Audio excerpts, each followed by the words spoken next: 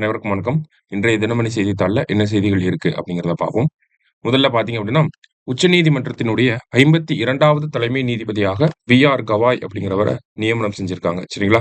So இவரு பார்த்தீங்கன்னா, வரக்கூடிய மே 13ஆம் தேதியிலிருந்து பதவியில இருக்க போறாரு. ஏன்னா ஆல்ரெடி இருக்கக்கூடிய சீஃப் ஜஸ்டிஸ் சஞ்சீவ் கன்னா அவர்கள் பார்த்தீங்கன்னா, மே 13ஆம் தேதியோட ரிட்டயர் ஆக போறாரு. அதுக்கப்புறமா நம்மளோட உச்சநீதிமன்ற தலைமை நீதிபதியாக வி.ஆர். கவாய் அப்படிங்கிறவரு இருக்க போறாரு. சரிங்களா?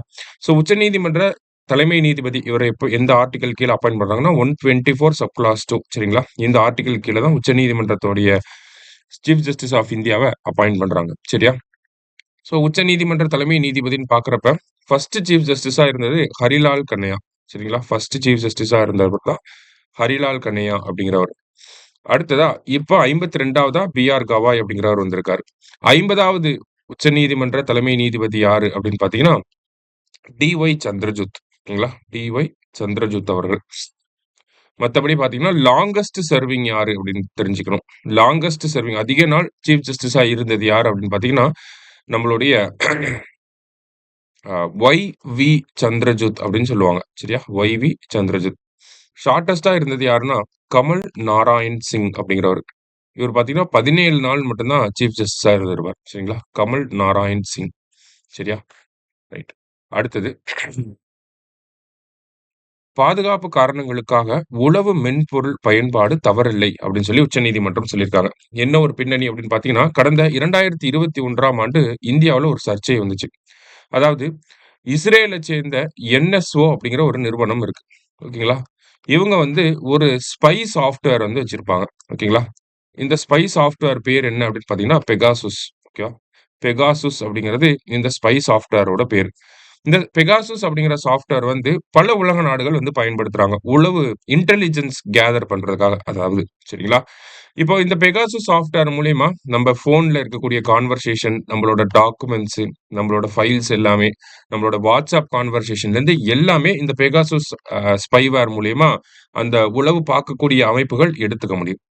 இந்த ஒரு உளவு பயன்பாட, உளவு மென்பொருள வந்து இந்தியாவுல இந்திய அரசாங்கம் வந்து பயன்படுத்தியிருக்காங்க. அதுவும் இந்தியாவுல இருக்கக்கூடிய எதிர்க்கட்சி தலைவர்கள் மேல, அதே மாரி பார்த்தீங்கன்னா, முக்கியமான பத்திரிகையாளர்கள் மேல இந்த அ மென்பொருள் பயன்படுத்தப்பட்டிருக்கு அப்படின்னு சொல்லி ஒரு பெரிய குற்றச்சாட்டு வந்திருந்துச்சு. ஓகேங்களா? என்னன்னா, அந்த iPhoneல நோட்டிஃபிகேஷன் வந்திருக்கும். ஓகேங்களா?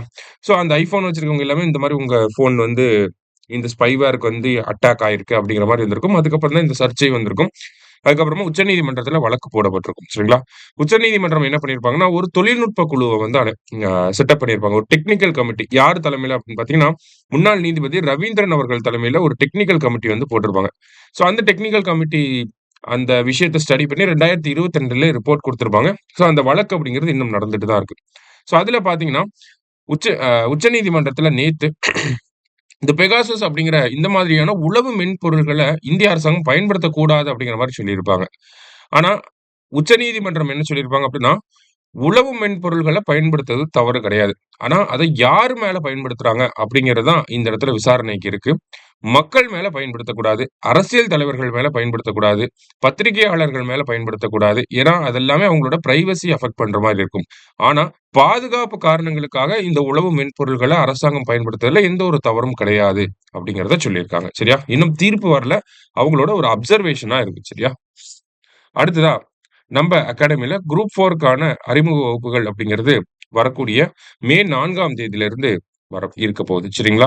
ஸோ சமீபத்தில பார்த்தீங்கன்னா, குரூப் 4க்கான நோட்டிஃபிகேஷன் வந்துச்சு. குரூப் 4க்கான குவாலிஃபிகேஷன் பார்த்தீங்கன்னா, நம்ம 10ஆம் வகுப்பு படிச்சிருந்தா போதும். கிட்டத்தட்ட 3935 காலி பணியிடங்கள் அறிவிச்சிருக்காங்க. இன்னும் எக்ஸ்டெண்ட் ஆகுறதுக்கும் வாய்ப்புகள் அதிகமாகவே இருக்கு.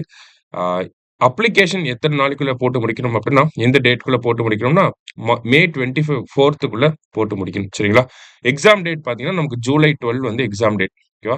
ஸோ இதற்கான அறிமுக வகுப்பு அப்படிங்கிறது நம்மளோட எல்லா பிரான்ச்சஸ்லயுமே வரக்கூடிய மே 4ஆம் தேதி நடக்கப் போகுது.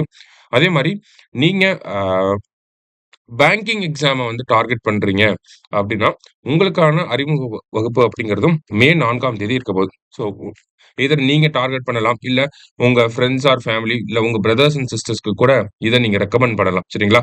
வரக்கூடிய மே 4ஆம் தேதி நம்ம பேங்கிங் ஆ ஃபவுண்டேஷன் கிளாஸ் அப்படிங்கிறது இருக்க போகுது. சரிங்களா? ஸோ இந்த அறிமுக வகுப்புகள்ல என்ன பண்ணுவாங்க அப்டின்னா, உங்களுக்கு அந்த எக்ஸாம எப்படி கிளியர் பண்ணணும்? சிலபஸ் என்ன அப்படிங்கிறத டிகோட் பண்ணி சொல்லுவாங்க. எக்ஸாம் எப்படி கிளியர் பண்ணணும்? என்ன ஸ்ட்ராட்டஜிஸ்லாம் பண்ணணும்?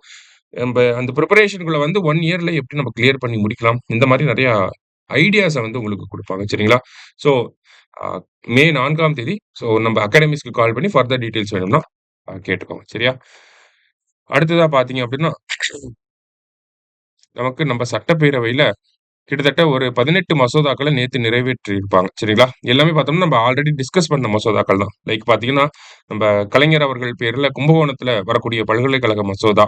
அதே மாரி பார்த்தீங்கன்னா, மாற்றுத்திறனாளிகளுக்கு உள்ளாட்சி அமைப்புகள்ல இடஒதுக்கீடு குடுக்கக்கூடிய மசோதா. அடுத்ததா பார்த்தீங்க அப்படின்னா, இந்த கடன்கள் அதிகமா வாங்குறவங்கள தடுக்கக்கூடிய அந்த மசோதா. ஓகேங்களா? வேற என்ன மசோதாக்கள் அப்படின்னு பார்த்தீங்கன்னா, நமக்கு இந்த உயிரி மருத்துவ கழிவுகள், பயோமெடிக்கல் வேஸ்ட்ட வந்து போடுறவங்களுக்கு சிறை தண்டனை, ஆ குண்டாஸ்ல அரெஸ்ட் ஆவாங்க. அந்த மாரியான திருத்த மசோதா. இது எல்லாமே வந்து கிட்டத்தட்ட ஒரு 18 மசோதாக்கள் இந்த மாதிரி நிறைவேற்றம் செய்யப்பட்டிருக்கு. அதுல முக்கியமா பார்த்தீங்க அப்படின்னா, நமக்கு இந்த விளையாட்டு பல்கலைக்கழக மசோதா அப்படிங்கிறது நேத்து தான் தாக்கல் பண்ணியிருப்பாங்க. நேத்தே மசோதா நிறைவேறியிருக்கும். சரிங்களா?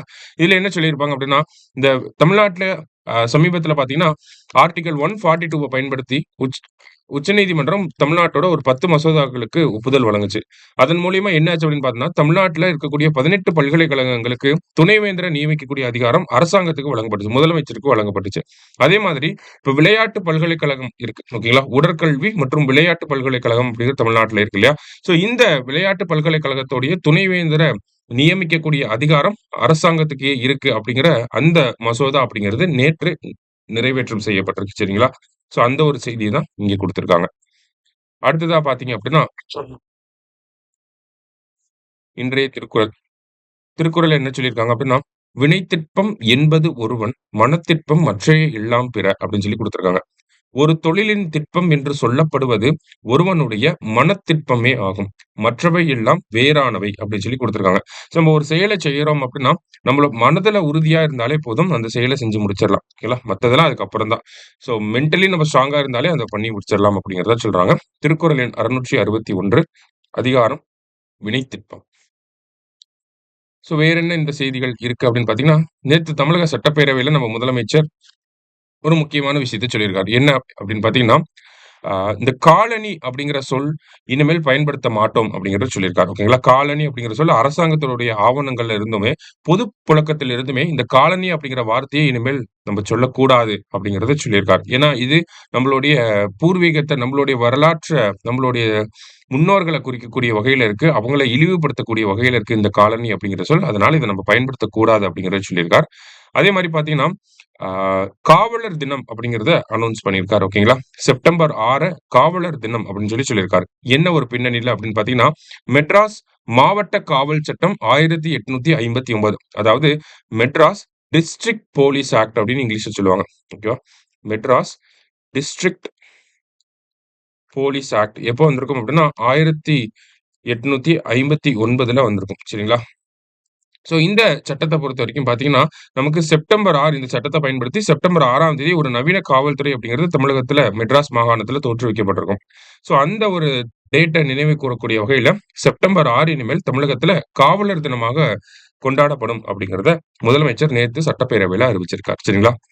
இன்றைய செய்தித்தாள்ல இருந்து முக்கிய செய்திகள பார்த்திருக்கோம். நன்றி. சுரேஷ் IAS அகாடமி வெற்றியின் முகவரி.